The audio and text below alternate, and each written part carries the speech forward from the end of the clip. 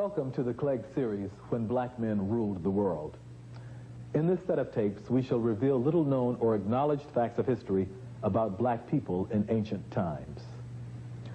On the cover of its issue of January 1988, Newsweek magazine carried a painting of a young black couple flanking the biblical tree of life. The picture was captioned, "The Search for Adam and Eve."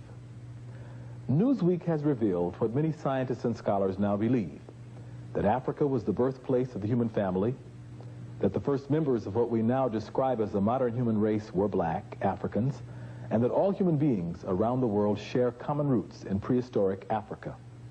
In other words, we all stem from the same African family tree. For thousands of years, the only people on Earth were Africans. They migrated throughout the great continent and made many discoveries along the way. They learned to domesticate animals, to cultivate crops, and to build shelters for protection against the elements. They also organized themselves into families, clans, and tribes. During what is called the Pleistocene Age, which ended about 10,000 years ago, the region which is now referred to as the Sahara had a climate much cooler and wetter than it is today. This part of Africa was covered with grasslands and forests, as well as a number of lakes and streams. Elephants, giraffes, and other animals roamed the land, which was also populated by a highly advanced black people whose prehistoric rock paintings, still visible today, provide a clear image of life during that time. By 7000 BC, the once fertile region, which we call the Sahara, had dried up, and most black people who lived there migrated toward the upper regions of the Nile Valley in the interior of Africa. Other people, also fleeing the spreading desert, traveled further south or headed northward in the direction of the Mediterranean Sea. Part one of our series begins with the people who settled along the Nile Valley. As we shall see, the Nile River extends over 4,000 miles from its beginning near the heart of the African continent northward to the Mediterranean Sea.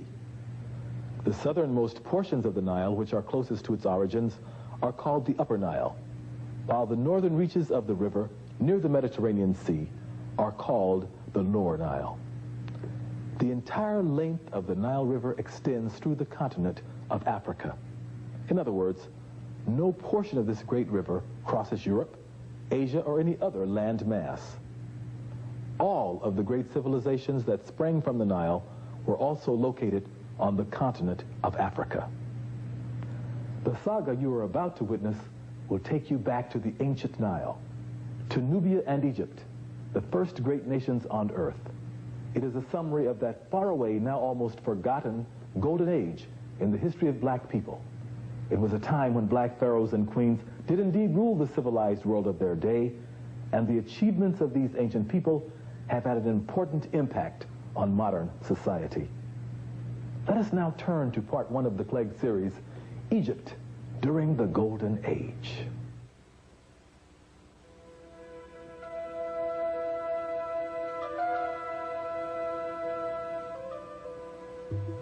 The Nile River, rising out of the interior of Africa, rushes down the mountains on its journey to the Mediterranean Sea. On its way, it carries precious fertile earth, which it deposits on its banks. For a few miles on each side of the Nile, there is a green belt that quickly melts into the surrounding desert. About 10,000 years ago, people began migrating toward the Nile and ultimately drifting into and settling its fruitful plain. An ancient and proud people who would build a great civilization, who would create an empire that would extend into the interior of Africa, engulf Asia Minor, embrace the Middle East, and influence the entire Mediterranean world. These ancient people would build monuments of great magnitude and splendor, monuments that would be the envy of the ancient world, monuments that would serve as the blueprint and foundation for modern civilization. They also invented law and mathematics, science, writing, music, and agriculture. Who were these people? Where did they come from? Strong evidence indicates that they came from the south, from a country through which the Nile flows, from the land of Nubia, or what we call the northern Sudan in Africa. It was only natural for ancient explorers to follow the Nile River in order to find where it was going, and in doing that, to settle along its banks and to ultimately found a great and thriving civilization.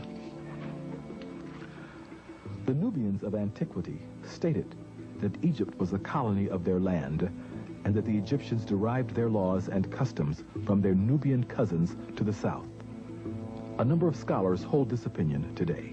The pharaonic civilization that later came to characterize ancient Egypt had already existed in what we call Nubia for at least 300 years before the first dynasty. Now, as far as I'm concerned, Egypt and Nubia were part of the same cultural complex. There was no essential cultural, linguistic, ethnic, or racial difference between them. The differences, such as they were in the manner of regional differences, much as the difference you might find in England between, say, an Englishman and a Welshman, in the Central Europe between a German and an Austrian, in Italy between an Italian, for example, and a Sicilian. So even though these are regional variations, if you will, they still belong to the same general civilization complex. So did Egypt and Nubia, and the Egyptians themselves said so.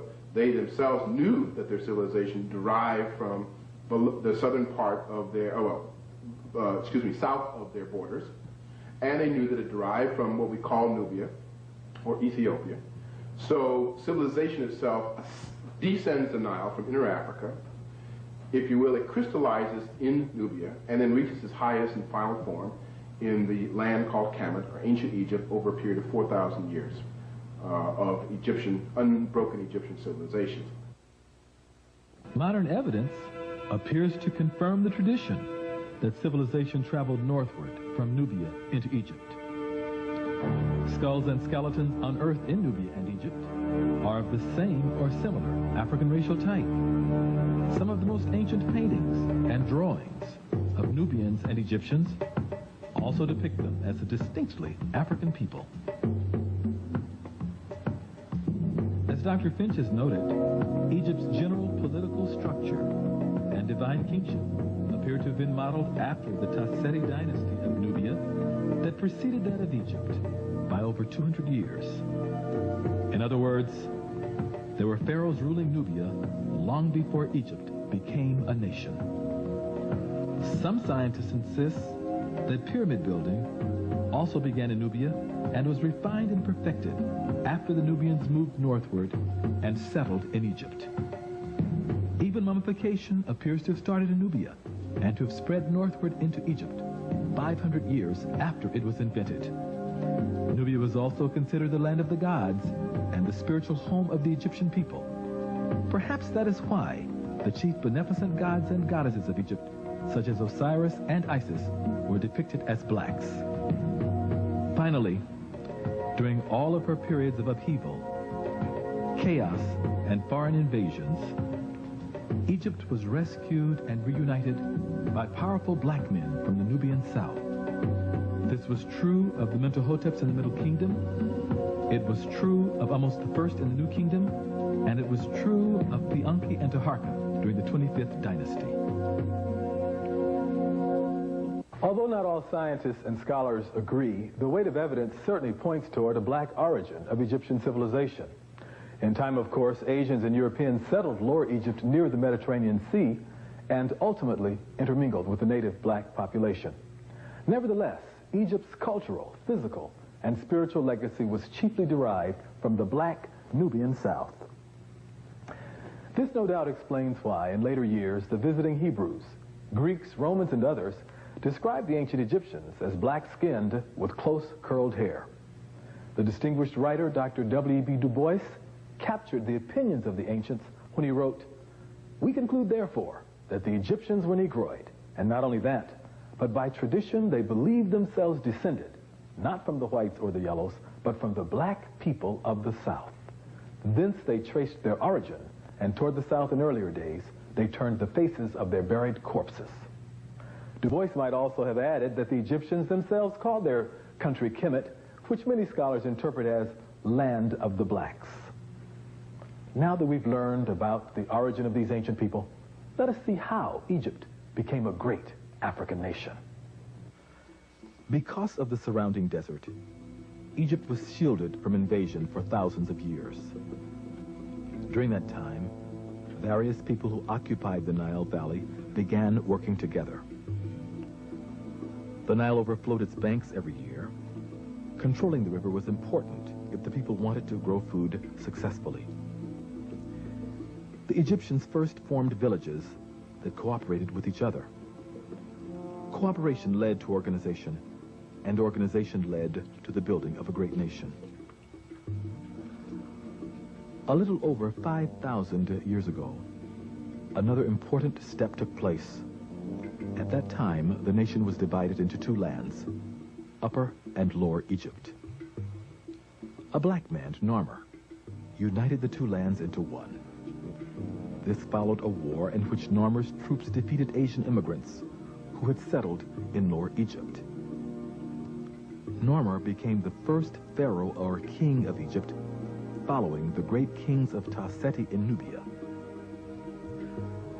This pharaoh began the rule of what is called the dynasty, which is a line of kings and queens of the same family. Narmer had a glorious reign of 62 years. One of his greatest achievements was diverting the Nile River and creating the delta where he built the city of Memphis. This was the beginning of Egypt's golden age. Little is known of the pharaohs who followed Narmer during the first and second dynasties. Some of them, such as King Kasakam and King Paa-Neneter, appear to have been stern and powerful men. During the reigns of these pharaohs, Egyptian society evolved into classes. First, there were the peasants or laborers. Then came the builders, artists, jewelers, and other skilled workers. After them were the warriors, priests, and officials. Finally, there was the pharaoh or king. The women of Egypt were also an integral part of the society. Many of them engaged in the same labor that men did, and they had equal opportunity to own, manage, and receive property. There were also many prominent women in ancient Egypt, some of whom reigned during the Golden Age. Women in particular. You have a woman whose name is Hetepheres. She is the great royal wife of Sneferu, who commissioned 3 massive pyramids, and the mother of Khufu. But in the 6th dynasty, at the end of the 6th dynasty, you have a woman known as Nitocris, and she's spoken of specifically by Herodotus as being a pharaoh, and also the person who commissioned the 3rd of the great pyramid projects at Giza. And she's called the loveliest and fairest woman of her time. The most renowned Egyptian women ruled during the Middle and New Kingdoms. A few were even as powerful as the great pharaohs themselves. Other women were content to exercise their influence behind the throne. Let us move ahead now to the 3rd dynasty. By this time, Egypt was well on its way to becoming the extraordinary nation it was destined to be. Many of its achievements were staggering. For example, Imhotep, the brilliant philosopher, architect, and scientist, also became the true father of medicine. Through his influence, the Egyptians developed antiseptics, vaccinations, and advanced surgical techniques, and they found cures for numerous diseases. In short, the Egyptians laid the foundation for modern medical science. Scientific medicine begins in ancient Egypt. That is to say, if we look at the Edwin Smith surgical papyrus, I call it the founding document of scientific medicine anywhere in the world. From the point of view of the sciences that we call the related disciplines of medical science, that is anatomy, physiology, pathology, pharmacology, those were organized as coherent scientific disciplines first in ancient Egypt. The first medical schools were built and erected in ancient Egypt. The first organized system of instruction and of teaching were first established in ancient Egypt. The first surgery, the first neurosurgery, the first investigations into cardiovascular physiology, all this began in the ancient kingdom of the Nile in the northeast quadrant of Africa 6,000 years ago. In fact, so well known was ancient Egypt's primacy in the area of medical science that Hippocrates would have never had the audacity to have called himself the father of medicine, because he knew better. He would have said, as Homer did, that in medicine Egypt leaves the rest of the world behind. That was accepted as a matter of fact in the ancient world throughout ancient Egypt's 4,000-year history. All of the ancient Greeks who made a name for themselves in medicine studied in Egypt. The Egyptians also now appear to have developed their own legal system with scribes and judges, long before the nation of Greece, which was once thought to have been the seat of Western law, was born. What is more, the Egyptians invented the hieroglyphic writing system, they produced the first clock and calendar, and they introduced agricultural science to the ancient world. Above all else, though, Egypt is known for its pyramids, the bulk of which were also constructed during the Golden Age. First, there was the step pyramid of Saqqara, built by Imhotep during the Third Dynasty. This is the oldest large stone structure in the world. Originally, other buildings and courtyards were constructed near the step pyramid, and this entire complex was enclosed by a wall 1,500 feet long by 900 feet wide. Today, however, the only prominent remaining structure is the step pyramid. King Sneferu of the Fourth Dynasty built the so-called Bent Pyramid several miles south of Saqqara. This structure has no steps, but is straight-sided except for a change of angle in the middle. Finally, there was the Great Pyramid, built for the pharaoh Khufu, whom the Greeks called Cheops, also during the Fourth Dynasty. The Great Pyramid, one of the 7 wonders of the ancient world, is indeed a magnificent monument to contemplate. Still standing today, it originally rose 481 feet and is estimated to have contained 2,300,000 blocks of stone. The area it covers is large enough to hold the cathedrals of Florence, Milan, and St. Peter's in Rome, as well as St. Paul's and Westminster Abbey in London. The Great Pyramid contains enough stone to construct 30 Empire State Buildings. If all the stones in the pyramid were sawed into blocks 1 foot on an edge and then were laid end to end, they would stretch 2/3 of the way around the globe at the equator. There are about 80 pyramids remaining in Egypt and 100 in Nubia, or what is today called the Northern Sudan. Although scientists are not certain of the purpose of these ancient structures, it is widely believed that they served as tombs for members of the Egyptian royal family. We have looked at the black origin of the ancient Egyptians, and we've spoken of their major achievements. Now let us turn to the pharaohs who governed this great nation during the Golden Age. There were many rulers of the Third Dynasty, the most prominent of whom was Zoser. During his reign of 19 years, Egypt's borders were extended into the interior of Africa. Copper mines were exploited in the Sinai. Extensive construction took place, and the step pyramid was built. The Fourth Dynasty also brought forth a line of great black pharaohs, some of whose names we have mentioned. Sneferu was a distinguished ruler who successfully defeated the Nubians and Libyans in battle. He also constructed vessels nearly 170 feet long. He was a kind and gentle monarch.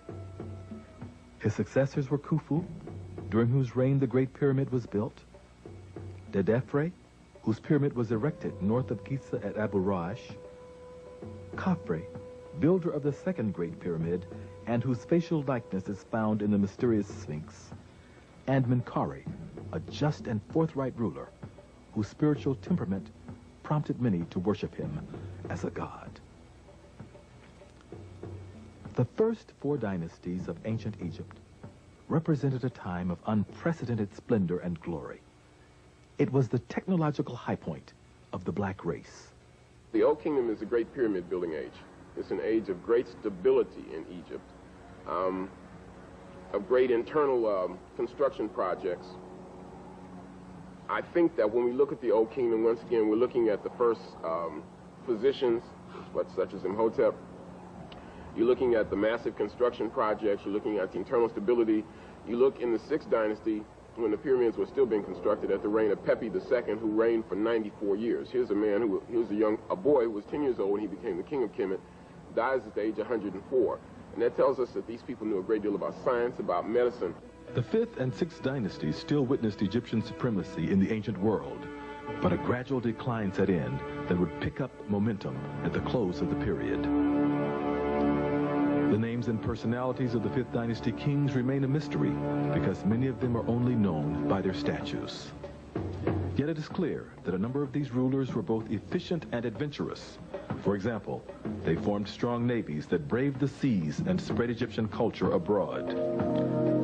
This has prompted many scholars to ask, during the course of their long history, did the ancient Egyptians sail to the New World before Columbus? The Egyptians had sturdy ships that may have made the journey. Numerous Africoid sculptures suggest an ancient black presence in the New World. Even Mexican pyramids, hieroglyphs, and cultural artifacts provide strong evidence that the Egyptians sailed to the Americas in ancient times. It's evident, without going into a lot of scientific and technical detail, that they knew that the earth was round. They knew that the earth was tilted on its axis. They knew that the earth revolved around the sun. They had already had ways of determining the minute of arc in the heavens of movement of stars. So they had already learned how to determine celestial longitude and terrestrial longitude and latitude. So they would have had more than enough astronomical knowledge to enable them to navigate almost anywhere in the world. And they would have had craft, that is watercraft, seaworthy enough to make those voyages. And I think voyages not only across the Atlantic, but across the Pacific to what we call the New World probably began in prehistoric times.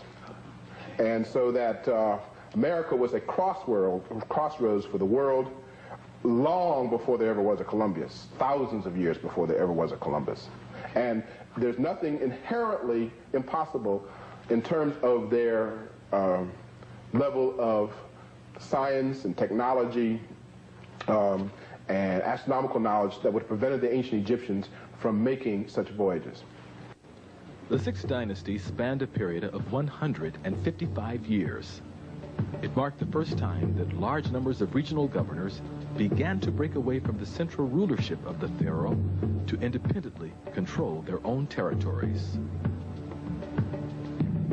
One of the most prominent pharaohs of this period was Pepi I, who quelled internal strife and strengthened the monarchy. His son, Pepi II, ruled Egypt for 94 years, the longest reign in world history. The death of Pepi II was followed by the decline of the 6th dynasty and the ultimate collapse of the Old Kingdom of Egypt. This then marked the end of 1,000 years of African splendor, the zenith of black civilizations, the world's first golden age. Let us now review how it all happened, how Egypt came to be a great African nation. First, black people from various parts of Africa migrated to the Upper Nile. There they founded the nation of Nubia. Then the Nubians moved down the Nile Valley and settled the land which was later to be called Egypt. They made many contributions to Egyptian civilization, including the divine kingship, mummification, a strong spiritual heritage, and perhaps even pyramid building. In time, however, Egypt evolved into a separate and distinct nation in its own right.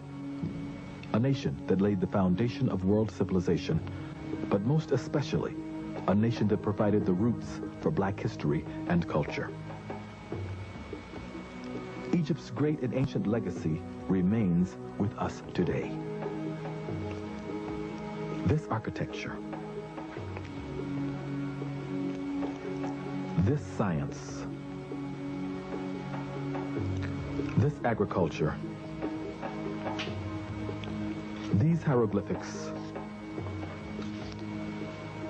this legal system, these pyramids, these pharaohs,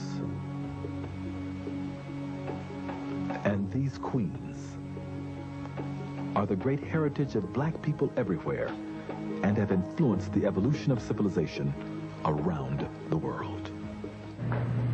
Although its golden age had passed away, Black Egypt would indeed rise again in the Middle Kingdom, in the New Kingdom, and during the 25th dynasty.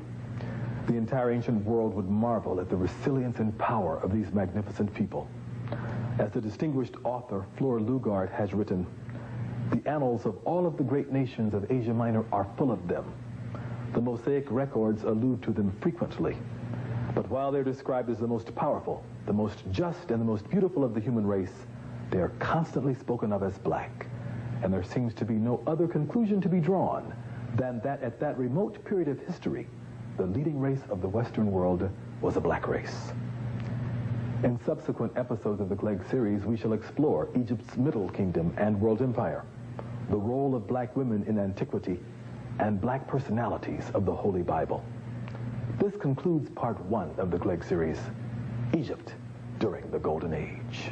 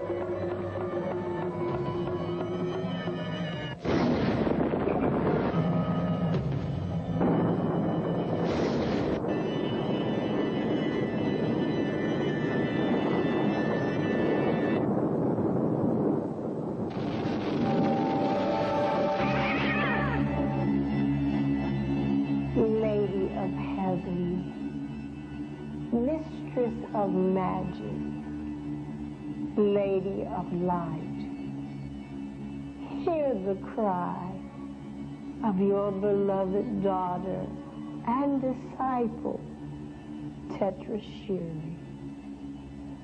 Our land, Egypt, has been invaded and conquered by evil forces. They destroy our houses, they desecrate your temples, and they build shrines to strange gods. Oh, divine Isis, hear me, your beloved daughter. Our nation is in distress. Come and save Egypt. Save your daughters and their families, so that peace and prosperity will prevail again. And your daughters shall reign with the sons of Osiris.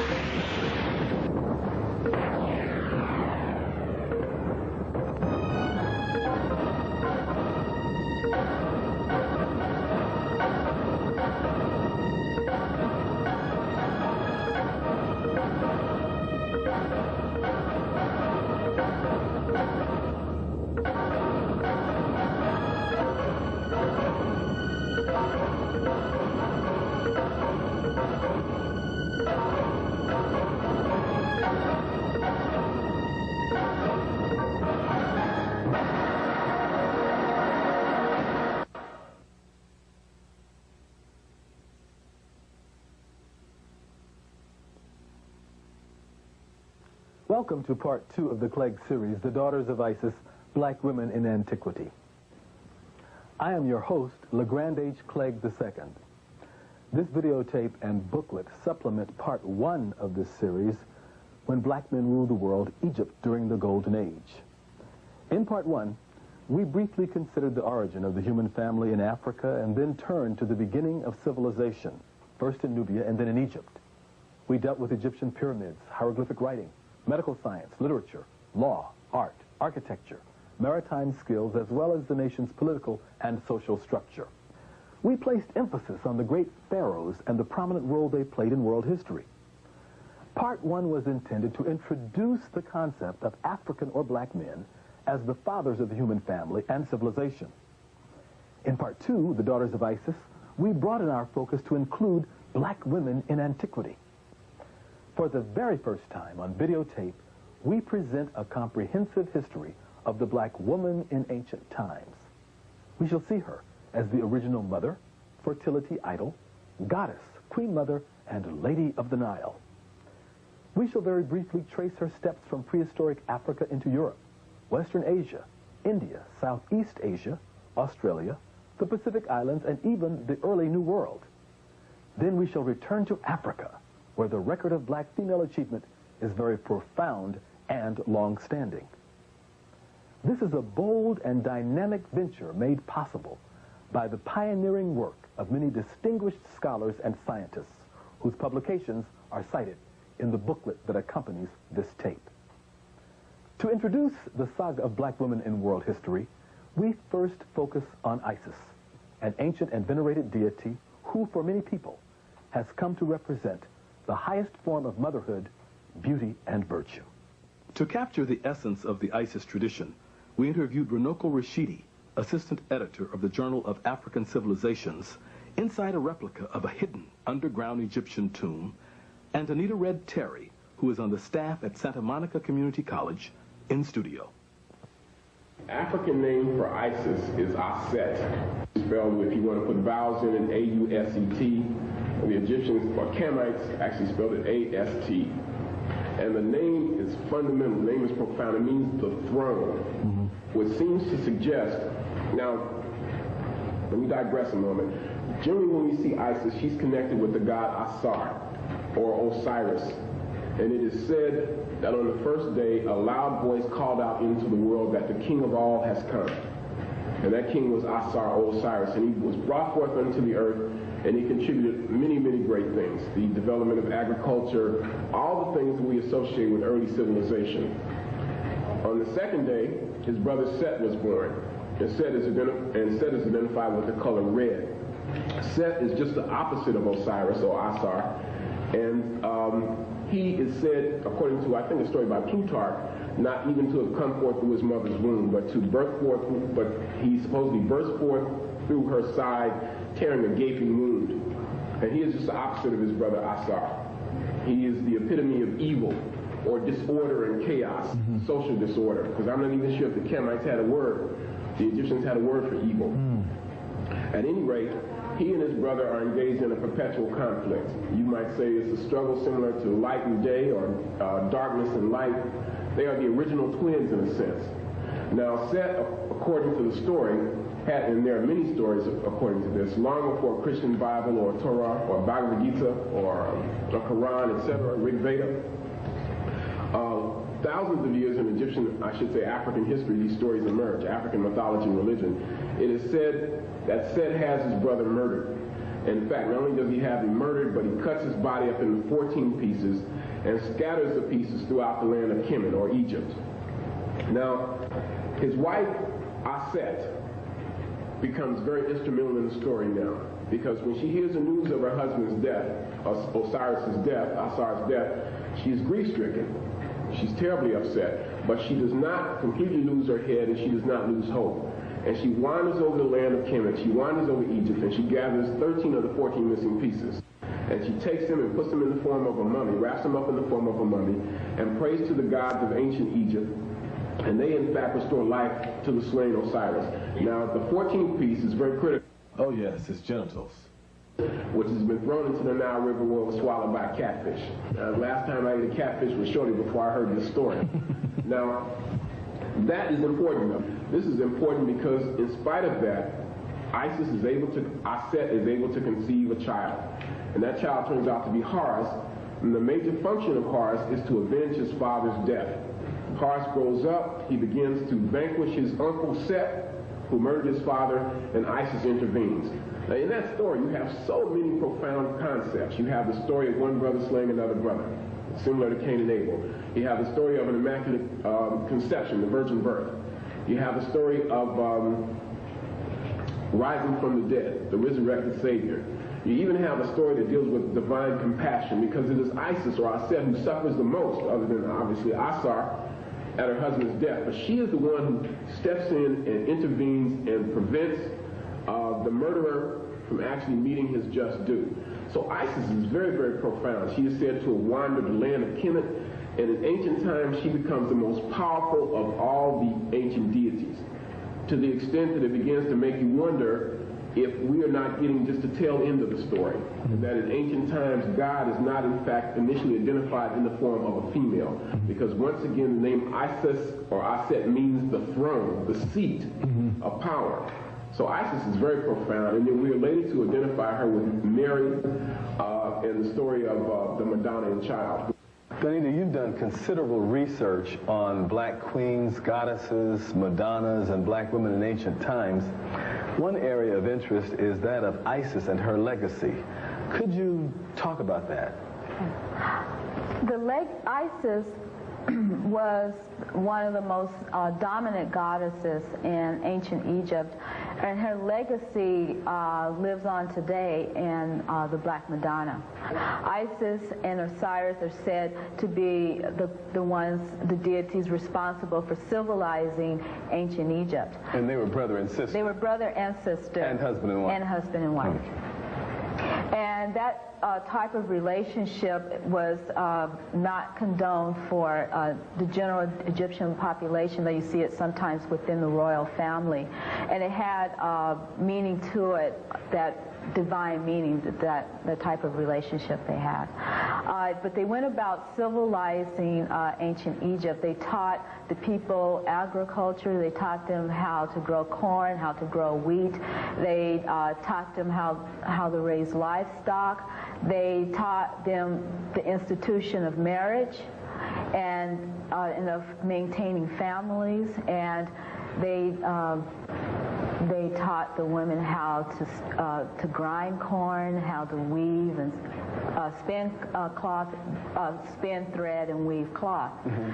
And so the Egyptian people attribute their civilization and their civilized behavior to Isis and Osiris, and that they also tended to be pious religious people, and that they felt that Isis and Osiris exemplified this in their relationship.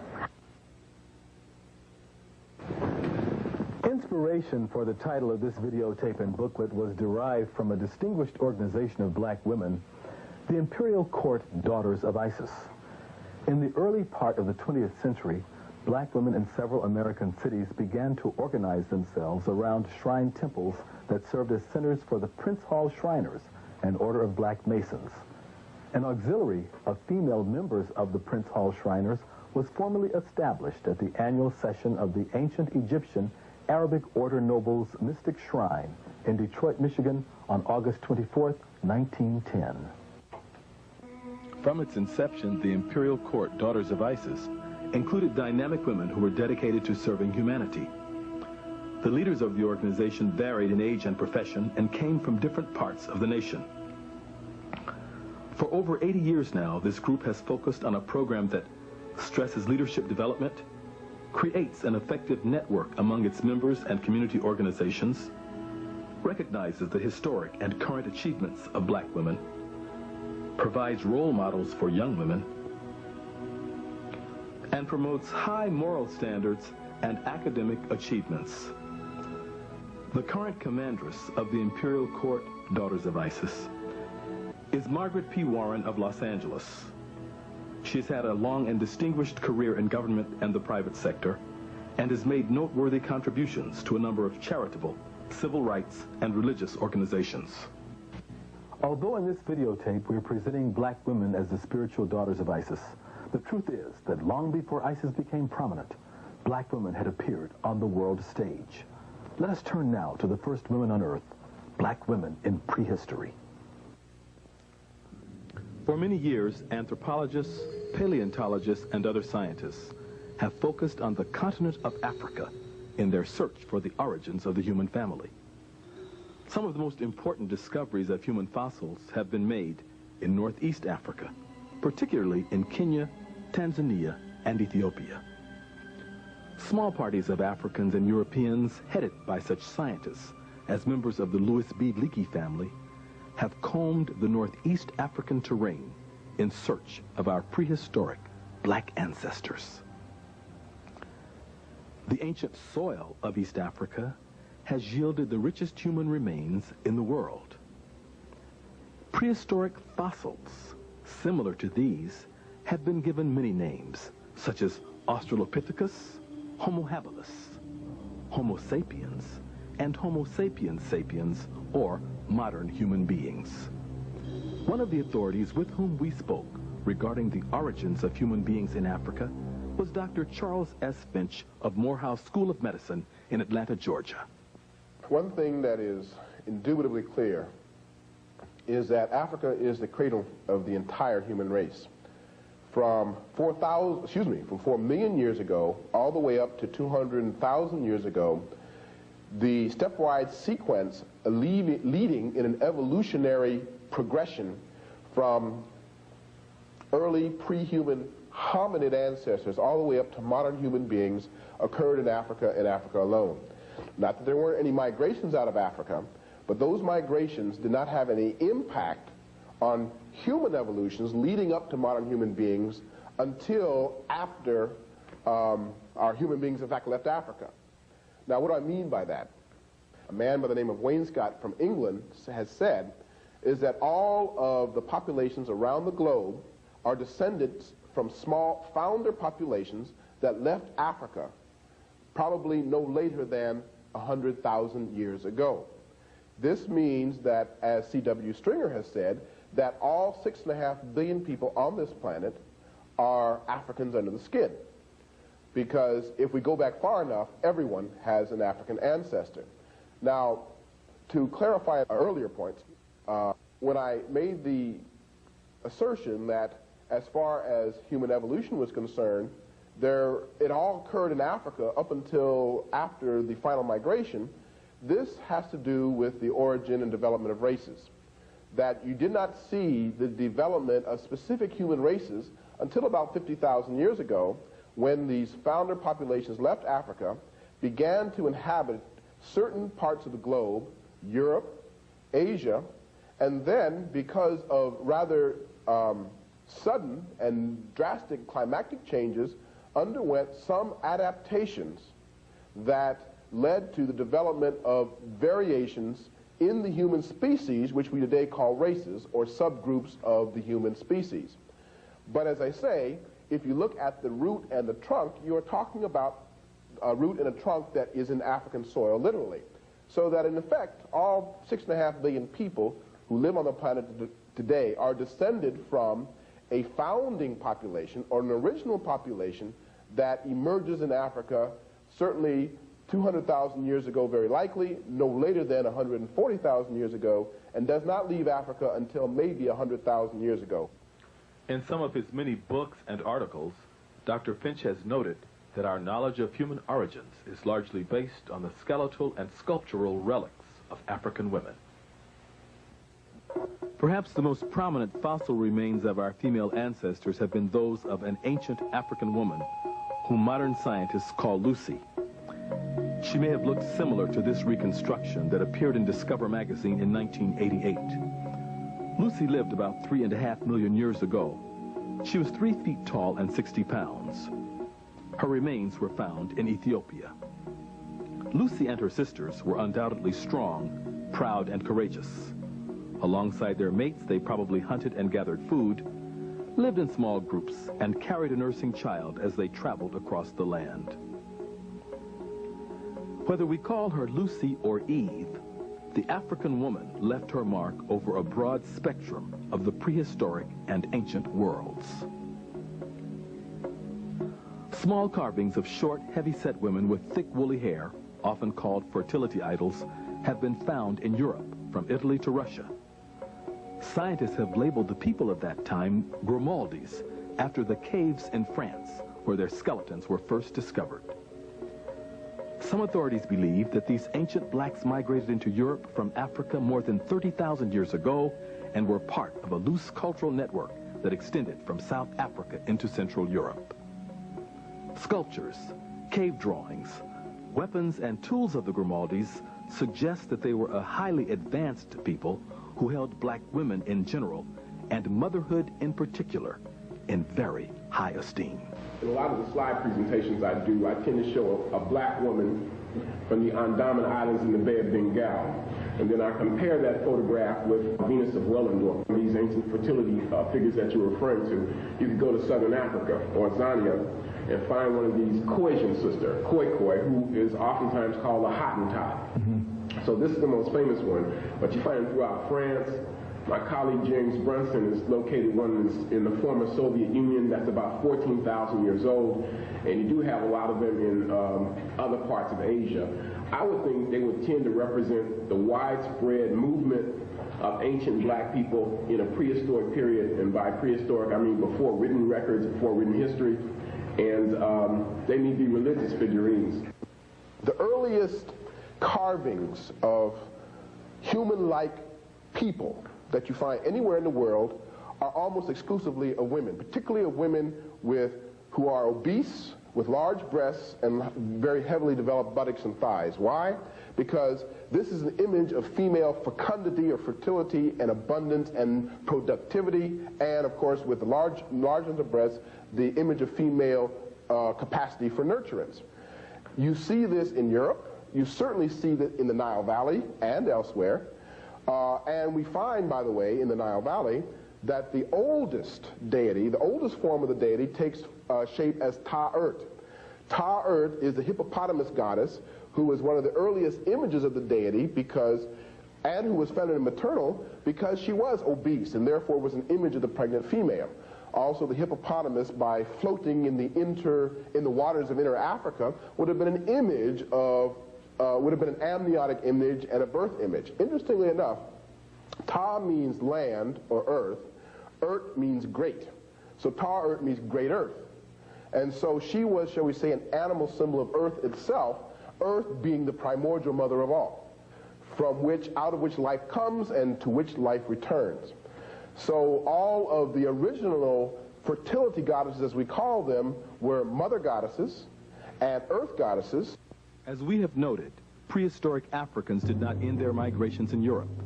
They were adventurous pioneers whose descendants climbed rugged mountains, crossed torrid deserts, explored treacherous jungles, and ultimately sailed over large parts of the globe.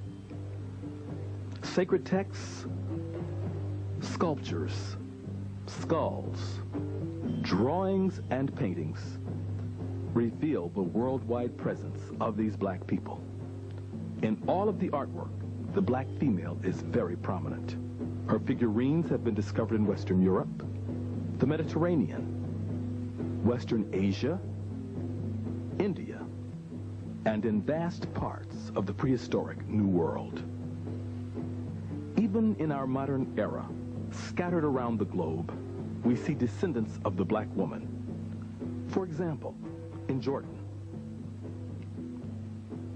India, Southeast Asia, the Philippines, Hawaii, New Guinea, Australia,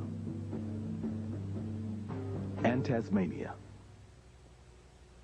We have seen the black woman as mother of the entire human family. We've also charted the course of her descendants around the world. Although she has left to us a global legacy, the black woman's most important and continuous contributions have been made on the continent of Africa. As you can see, it is a huge continent, second only to Asia in size. Let us return then to Africa to see what exciting revelations await us there. In a brilliant article written in the Journal of African Civilization's 1987 edition, Dr. Rosalind Jeffries provides an overview of the image of black women in African cave art.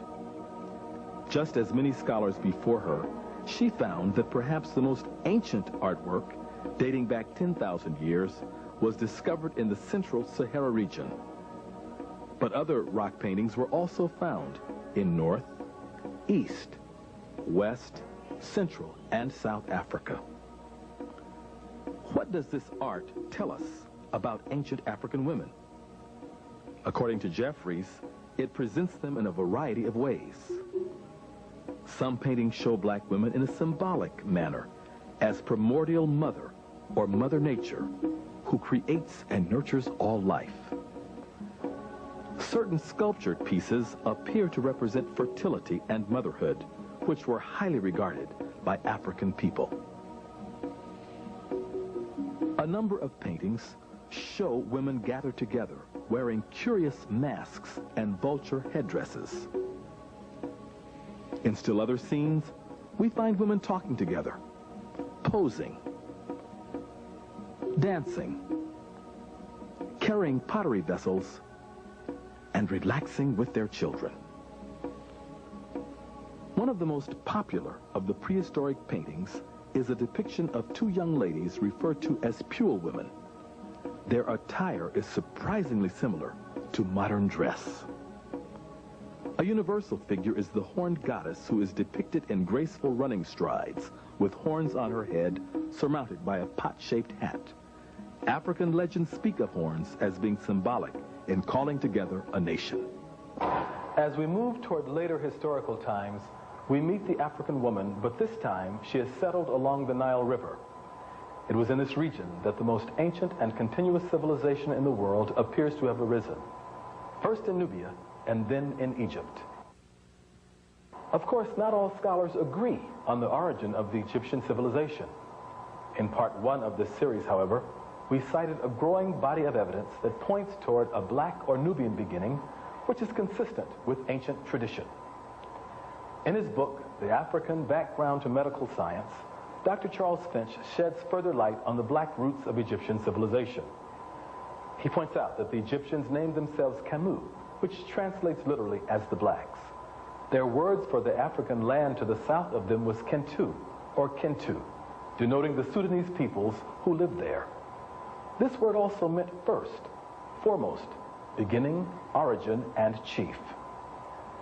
The Egyptians also referred to Inner Africa as the Old Country and the land of the gods, or as we might say today, God's country. Furthermore, the Egyptian word for east was the same as their word for left, and their word for west the same as their word for right. Their word for front was the same as the word for south, and the word for back was the same as the word for north. According to Dr. Finch, all of this was possible only if the Egyptians oriented themselves southward and looked in that direction for the land of their origins.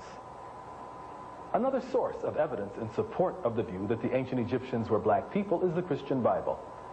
In Genesis, Noah's three sons, Ham, Shem, and Japheth, are presented as the ancestors of the three main branches of humankind known to biblical writers.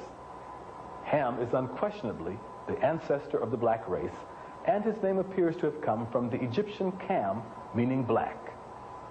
The sons of Ham were listed as follows. Mizraim equals Egypt.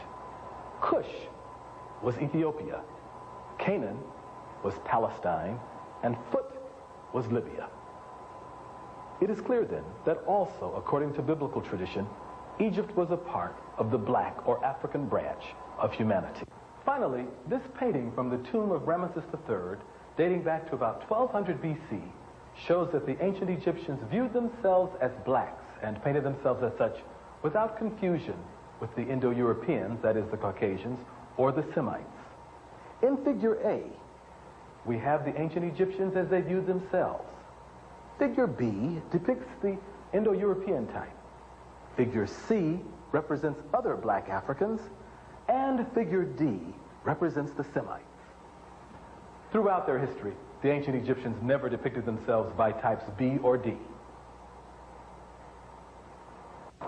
In ancient Egypt, Kemet, the Black Land, as elsewhere in Africa, women were very prominent. Their diverse roles included goddess, queen mother, and pharaoh. We have learned about the great Isis and her tradition, but there were also other black goddesses of distinction. To discuss this, we return to Danita Red Terry in studio. Isis was the female god of war and of hunting, and she's probably the oldest known female deity of ancient Egypt. She was depicted often wearing a red crown, I should say, or with two crossed arrows and a shield on her head, signifying her characteristic as a war god. She was also considered to be a devoted mother god. Some of her depictions show her as drawn or depicted as a vulture. And one of the myths that's associated with her, she, as a vulture, pierced her thigh with her beak and drew blood from that and fed her children this blood. Hathor is another mother god, and she was depicted as often as a cow or as a woman with cow-like ears on her head. Her symbols associated with her were the sistrum, and she was often depicted with the pharaohs who saw themselves as Horus reborn, or as the god reborn, would be seen suckling from her as a cow. They would suckle from her tithers, or as a woman in her woman form, they would sit on her and suckle at her breast. And she was also a female god associated with music, with dance, with love, and with sensual pleasures of love also. And the sistrum, which I said was associated with her, was a rattle-like musical instrument. Some of the other female gods include Bast or Bastet, which was often depicted as having the head of a cat or a head of a female lion, and she was a god of war. You have Mut, who was also sometimes associated as a god of war. She was a regional god of the Thebes, Luxor area, and she was part of a trinity of Khons, which is her son, and Amun, who was a very important deity during the 17th and 18th dynasty period. You have Nut, who was the mother of Isis, and she was a mother goddess who was shown, often depicted as going across the heavens. Her whole body would stretch across the heavens and meet the earth in these depictions, and stars would be scattered about her, and the sun would be in the sky with her. And then you have her daughter Nephthys, who was a guardian female god. The Egyptians believed that the king or pharaoh possessed divine powers and embodied the strength, vitality, and authority of God. His role was well defined as ruler of the nation. In spite of this, Egyptian women had a special place on the throne. First, they were guardians of the royal lineage. That is, most male heirs did not become pharaohs until after they married a princess of royal blood. In many cases, this meant that a young man married his full-blooded sister, as is depicted here in the union of the pharaoh Ahmose and his queen Ahmose Nefertari. Secondly, as we shall see in part 3 of this series in the case of Queen Hatshepsut, if a deceased pharaoh's legal heir was too young to rule, or the king left no male heir, then the queen was permitted to head the nation. The queens of Egypt played a vital role on the throne. A number of them rose to prominence from about 3000 BC to 1800 BC during the Old and Middle Kingdoms. First dynasty, you have a woman known as Mernite. And according to W.B. Emery, Walter B. Emery, in a book called Archaic Egypt, it was published in 1965, he identifies her as a monarch, as a living hearth. And she is the third or fourth ruler of dynastic Kemet. So Mernite is very important, but unfortunately, because of the antiquity of the time in which she lived, we don't know a lot about her. Her tomb seems to be one of the largest tombs in the first two dynasties. This is called the Archaic period or the early dynastic period. Now, in the fourth dynasty, you have a woman known as Queen Hetepheres. Now, she was not a monarch, but she was the wife of a man known as Sneferu, who commissioned two massive pyramids, and she is the mother of Khufu. One of the great pharaohs. Exactly. But when you get to the sixth dynasty, which is the last dynasty in what's called the Old Kingdom, the first golden age, you have a woman known as Nitocris, and undoubtedly that's her Greek name. Nitocris comes after Pepi II, who, as you know, had the longest recorded reign in world history, 94 years. She is described by Herodotus and others as the noblest, the loveliest, the most just woman of her time. And I believe Herodotus even goes as far as to say that the pyramid that is normally ascribed to Menkaura, or Mycerinus, is actually that of Nitocris. So she's very significant. Those are the women that stand out in the first several dynasties. Now, after the sixth dynasty, of course, you have what's called the first intermediate period. This is an age of social disorder and confusion. And then you have the 10th dynasty, in which a black king, once again from the south, moves up, conquers the two lands, northern and southern Egypt, and unifies Kemet for the second time that we are aware of in history. That is Nefertiti-Mentuhotep, who reigned for 51 years. Now, he had two great queens. One is Kawet, the other is Ashayet. Now, perhaps the most interesting thing here is that we know about Mentuhotep II largely because of this statue in the Cairo Museum, the black statue that portrays him in the divine color of ancient Kemet, the color of God, the color of divinity, the color black. But interestingly enough, his queens are also oftentimes portrayed in that same color. And I would draw your attention to a piece, I believe it's in the Metropolitan Museum of Art, maybe in the Cairo Museum, that depicts both of these queens, Kawet and Ashayet, in that same divine color. We don't know much about them. The 11th dynasty, I may have said the 10th dynasty, but actually this is the 11th dynasty, lasts about 100 years. And it's a transitional period. But in the 12th dynasty, once again, we see women very, very, very powerful. You have, in particular, the last known monarch of Dynasty 12, a woman known as Sebek-Neferu. She is the daughter of Amenemhotep III. While the goddesses and queens of Egypt have a very special place in history, it was the average woman of that land whose independence and respect surprised ancient foreigners and still baffle us today. The Greek writer Herodotus, whom some have called the father of history, has stated, "The Egyptians themselves in their manners and customs seem to have reversed the ordinary practices of mankind. For instance, women attend market and are employed in trade, while men stay at home and do the weaving." Of course, Egyptian men did more than weave if they weaved at all. They were pharaohs, governors, judges, doctors, priests, warriors, laborers, and so forth. However, Herodotus was struck by the role of women in Egyptian society, and well, he should have been. For in his native Greece, women were very much confined to their homes. They rarely appeared in public and had few, if any, rights and privileges men were bound to respect.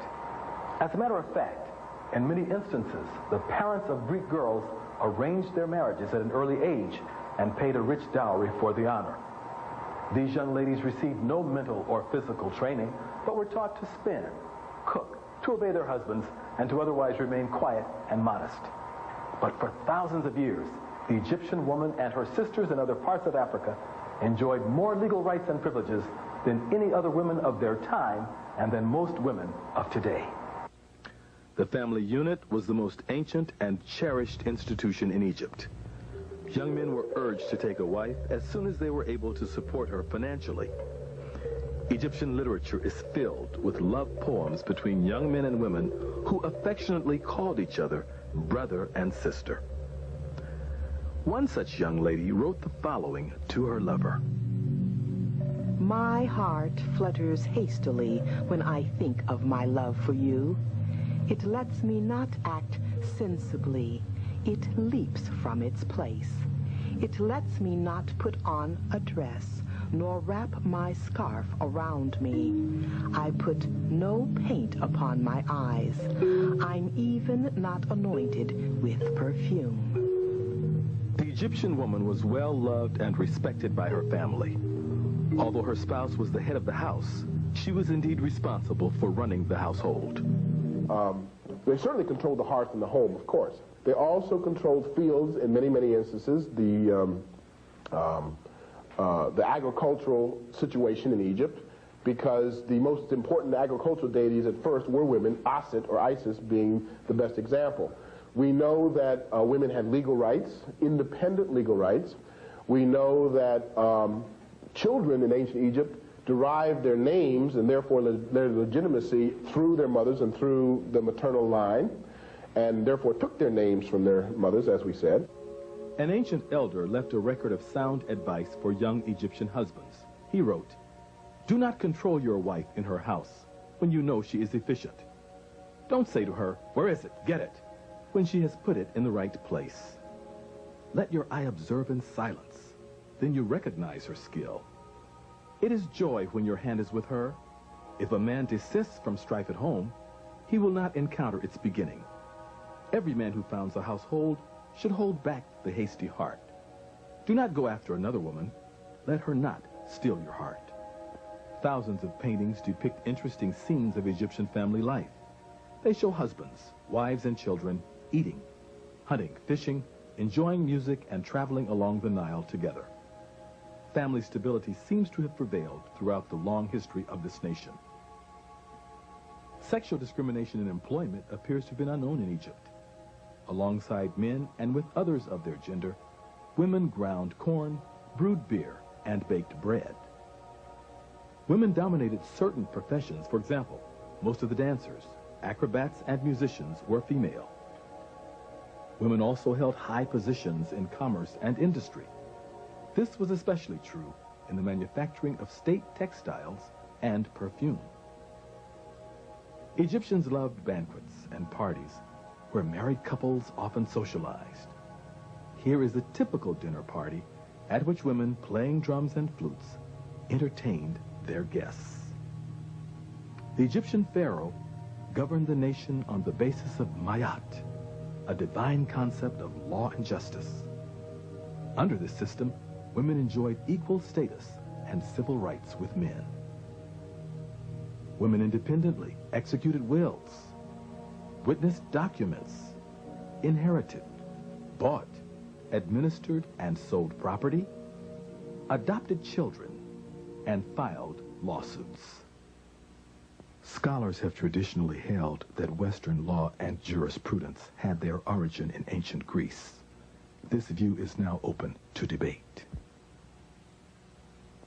As an attorney, I was very interested in the ancient Egyptian legal system. I was especially surprised to learn of the will of Lady Nanakte. As a result of that, I decided to engage in research on the will on my own. Attorney Clegg, your trial has been continued over till tomorrow morning at 9 o'clock. Thank you, Mary. You're welcome. As a nation, Egypt predated Greece by thousands of years. The ancient Egyptians enacted many laws and created a very advanced legal system, which at various times included judges and juries. Recent research clearly demonstrates that the ancient Greeks derived much of their philosophy, science, architecture, religion, and medicine from the ancient Egyptians. Further investigation may well reveal that Egyptian law was also the basis of that of ancient Greece. In our effort to study the will of the ancient Egyptian noble lady Nanakte, we visited the research library at the University of California at Los Angeles and the Central Library downtown Los Angeles. The independence of this ancient Egyptian woman was made clear by her surviving will, which we found in the 1945 edition of the Journal of Egyptian Archaeology. A wealthy widow of some stature, Lady Nanakte had married twice and inherited property from both husbands and her father. She left her own personal property and her share of the last husband's estate to some of her 8 children, but disinherited the others for lack of consideration toward her. To show how advanced the ancient Egyptians were and how much we have learned from them, it should be noted that Lady Nonakte's will was notarized and formally included on the court docket.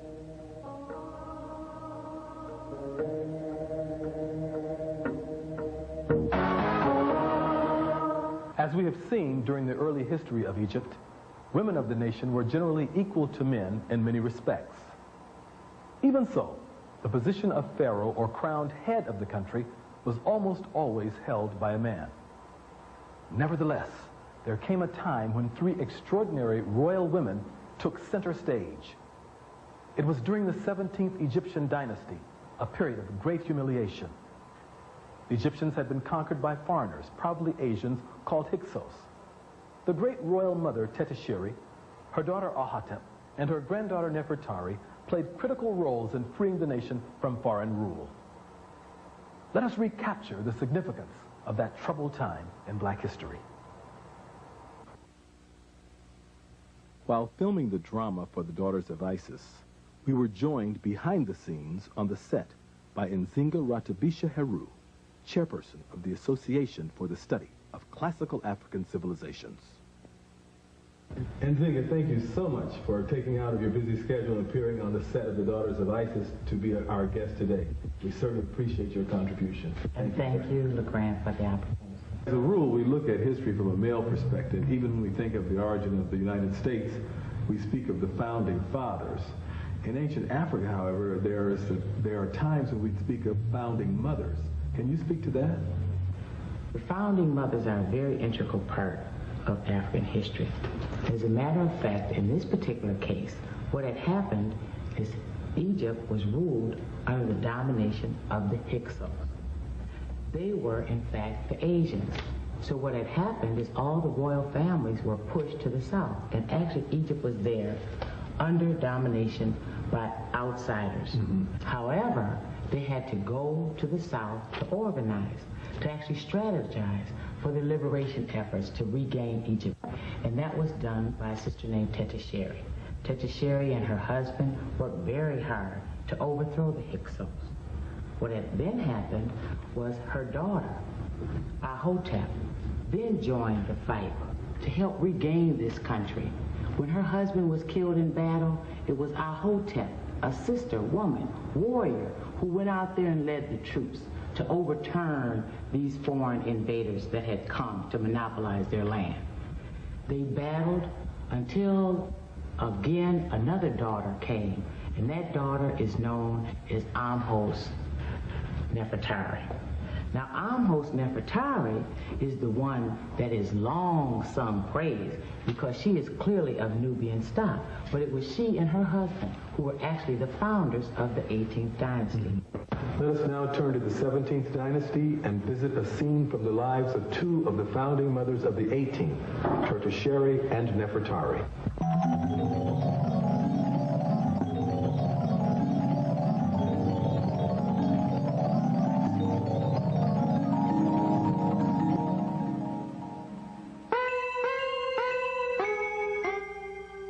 Good morning, Grandmother. I've come to see if your leg still trembles you. Nefertari. Isis has surely blessed me, my child. You truly possess charm, sweetness, and love, my child. But I fear you are wrong, Grandmother, for I am the one who surely has been blessed by Isis. She has provided me with such a guardian whose love is as strong as the Pharaoh's flail. Now tell me, Grandmother, how is your leg? Give Grandmother a few moments, my child.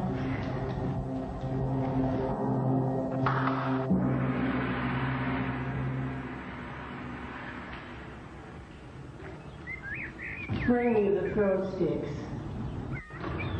Hi, kitty.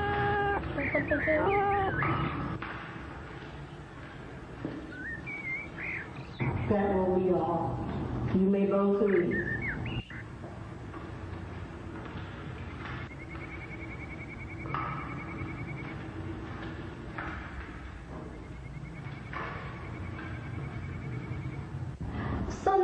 Grandmother, tell me, how is your leg? The pain in my heart is greater than the pain in my leg. What is the meaning of this riddle you speak? Come, join me in a game of cynics, and I will tell you the history of our people, which troubles my heart. 1,000 seasons ago, our nation was rich and powerful.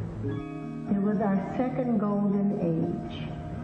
Our ancestors controlled the vast Nile Valley. There were great pharaohs such as Menahotep II, Amenemhet III, Senusret I and II, who reigned supreme. And there were great queens like Queen and Asheret. Grandmother, which dynasty was this? The 11th and 12th dynasties.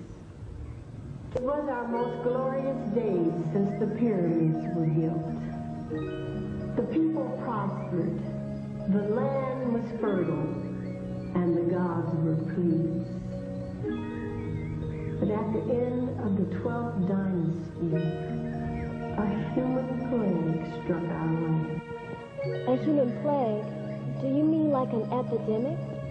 No, it was a mob of a strange people, a pale-faced race. We call them Hyksos, rulers of a foreign land. They burned our cities, destroyed the temples, massacred many of the men and enslaved the women and children. The royal family was stripped of their authority and banished from the throne. Were the kings and queens killed too? No. Fortunately, many of them managed to escape the barbarians, and they fled south into Nubia. For 200 seasons, our people have been in exile, first in Nubia, and now in Egypt. But when the war is over, we will reclaim all of our land and go home. Grandmother, tell me about the war. When did it start? Your father, Sennacherib, was a proud man, and he could not bear the shame of seeing Egypt under foreign rule. Did Father start the war? It was because of the arrogance of the Hyksos king, Apophis. Arrogance? What did he do? Well, long before you were born, we left Nubia and reestablished the capital of Egypt here in Thebes. Our palace was not so many miles from the Hyksos invaders, and our presence threatened the king. Threatened the king? But Grandmother, they were on our land. What nerve. Yes. But you see, the king sent a warning to your father, warning him that the noise of the hippopotamuses were too loud and he could not sleep, so the animals should be killed. What? The hippopotamuses were too loud? Was this some kind of Hyksos joke? There was no joke. It was an insult of the worst kind. You see, the cry of the hippopotamuses is a symbol of the authority of the pharaoh. Grandmother, you mean like the pyramids are symbols of ancient wisdom? Yes. You see, the Hyksos king challenged the authority of your father. He could not hear the cry of the hippopotamuses. It was his way of using a message to stir up the anger of your father. I know my father didn't stand for that. No, he didn't. He mobilized the army and made a courageous drive against the Hyksos barbarians. So that is when Father was killed. I remember my mother telling me of this. She said that when he came of age, my eldest brother Kamlos continued the war after Father had died. Your mother was much too modest, my child. After your father's death, it was she who brought the troops together and led them to battle after battle, to Kamos, to her. And like your father, Kamos was killed. And now, almost my only remaining grandson is in Syria, waging a battle against the barbarian Hicks. I only pray that he too will not. Do not fret, grandmother, for the gods show me, as they have told the priests, that he will survive and return home safely. It is the divine will that a mighty fair will rise up, smite our enemies, return and unite the two lands, Upper and Lower Egypt. Amos, my brother, is the Pharaoh of that prophecy. So do not worry, grandmother, for our people will be liberated, and the nation, it will prosper.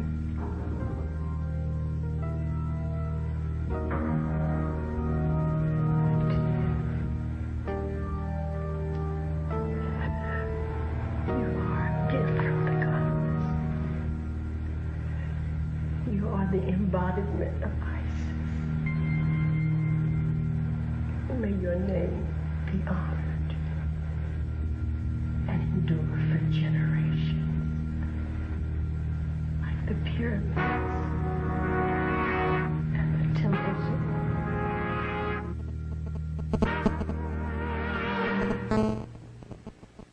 The words of Queen Tetisheri, grandmother of Nefertari, did indeed echo down the corridors of history. For generations, Nefertari, the chief queen and sister of King Amos, was worshipped by the Egyptian people. She bore several sacred titles, including royal daughter, great royal wife, and divine mother. Nefertari and her family were widely praised for liberating Egypt from foreign domination. According to a number of distinguished Egyptologists, from Flinders Petrie to William Leo Hansberry, this great queen was the most revered person in the entire history of the Nile Valley. Indeed, a distinguished daughter of Isis. In part 3 of this series, we shall begin with the 18th dynasty of Egypt, which was the extended family of Queen Nefertari. We shall explore the lives of such eminent women as the Pharaoh Hatshepsut, Queen Tia, and Queen Nefertiti. We shall also recapture the lives and times of Ethiopia's empresses and warrior queens. Finally, we shall examine the role of the Black Madonna in Africa, Europe, and Asia. This concludes part 2 of the Clegg series, The Daughters of Isis, Black Women in Antiquity.